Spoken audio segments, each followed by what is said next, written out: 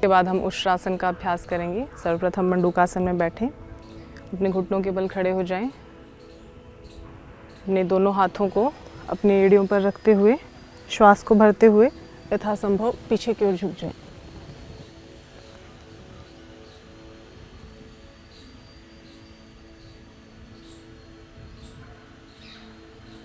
वापस। इसी से अर्धचंद्रासन का अभ्यास करेंगे। अपने पंजों को खड़ा कर लेंगे, ये लाभकारी होगा, इसमें आप बैलेंस भी अधिक बना पाएंगे। पीछे की ओर झुकेंगे श्वास को भरते हुए।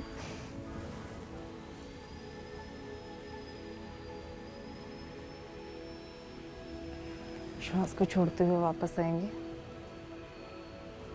एक बार फिर से अभ्यास करेंगे।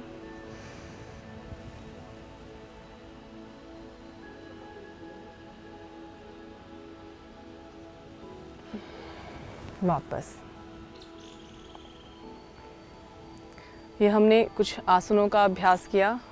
यद्यपि आसन भी सहायक होंगे, लेकिन मुख्यतः लंग फाइब्रोसिस के लिए प्राणायाम ज़्यादा सहायक हो गया। मुख्य रूप से आप प्राणायाम करें, उनके साथ आसनों का सहारा लें। इसके बाद हम प्राणायाम का अभ्यास करेंगे।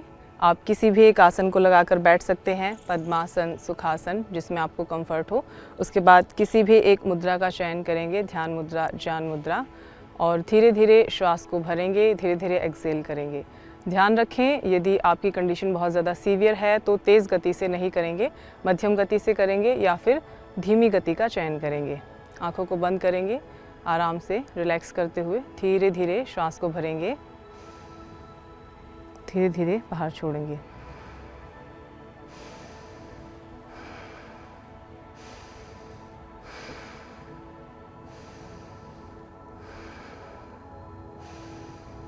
पूरा श्वास को अंदर भरेंगे, फेफड़ों को पूरा ऑक्सीजन से भरेंगे, क्योंकि हर एक रोग का कारण है लैक ऑक्सीजन सप्लाई। तो यदि आप पूरा श्वास को भरते हैं तो निश्चित ही इससे आपके फेफड़े स्वस्थ होंगे। धीरे धीरे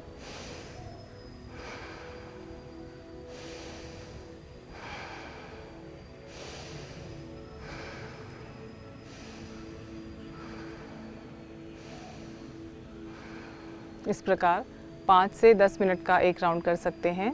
और यदि अभ्यास हो जाए तो 15 से 20 और आधे घंटे तक, यदि रोग बहुत ज़्यादा सीवियर कंडीशन में है तो इसका अभ्यास आप आधे से 1 घंटे तक कर सकते हैं।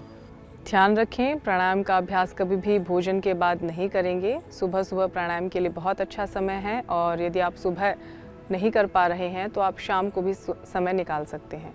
भोजन के 3 घंटे बाद ही प्राणायाम का अभ्यास करना चाहिए। भस्त्रिका, कपालभाति जैसे प्राणायाम भोजन के 3 घंटे बाद ही किए जाने चाहिए। आप अनुलोम विलोम प्राणायाम को भोजन के 15 से 20 मिनट बाद भी कर सकते हैं। भस्त्रिका, कपालभाति जैसे प्राणायामों को खाली पेट ही किया जाना चाहिए। अनुलोम विलोम को आप भोजन के 15 से 20 मिनट के बाद भी कर सकते हैं। अभी हमने भस्त्रिका का अभ्यास किया, इसके बाद हम कपालभाति का अभ्यास करेंगे।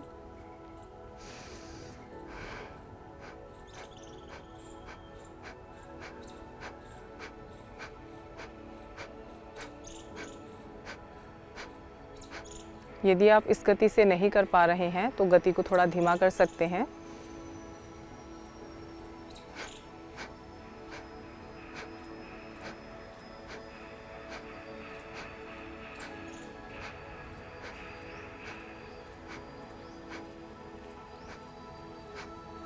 मुख्य रूप से सभी प्राणायाम लंग फाइब्रोसिस के लिए मुख्य कारगर सिद्ध होंगे। आसन उसके साथ आप कर सकते हैं।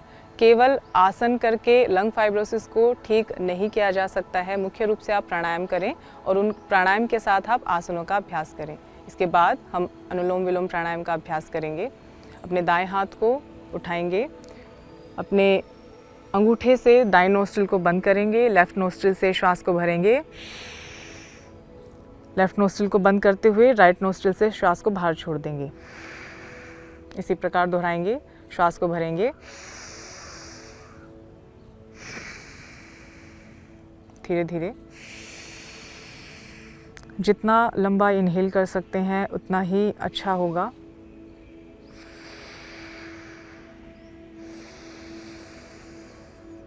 आपके फेफड़ों में, आपके पूरे शरीर में ऑक्सीजन की पूर्ति होगी।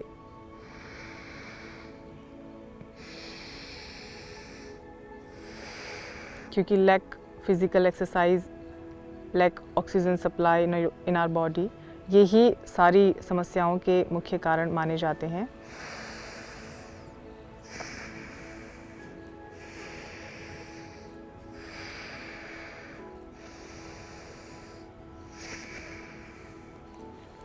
इस प्रकार आप 5 से 10, 10 से 15, आधे घंटे, एक घंटे तक प्राणायाम का अभ्यास सुबह शाम करेंगे तो निश्चित ही लंग फाइब्रोसिस से आप छुटकारा पा सकते हैं। अभी हमने कुछ आसन और प्राणायामों का अभ्यास किया। इसके साथ साथ आप मेडिटेशन, ध्यान का अभ्यास भी कर सकते हैं।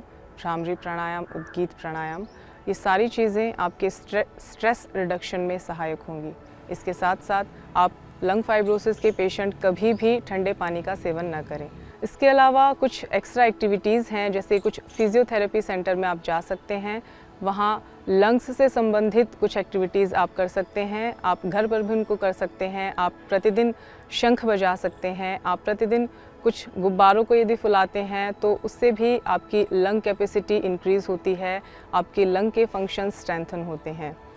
इस प्रकार योग, आयुर्वेद, कुछ मेडिसिन्स के साथ, कुछ एक्टिविटीज़ के साथ आप कुछ ही महीनों में लंग फाइब्रोसिस को पूरी तरीके से क्योर कर सकते हैं। तो आज के लिए इतना ही। आगे मिलेंगे इंडिया टीवी योगा पर एक नए विषय और उसके निवारण के साथ। धन्यवाद।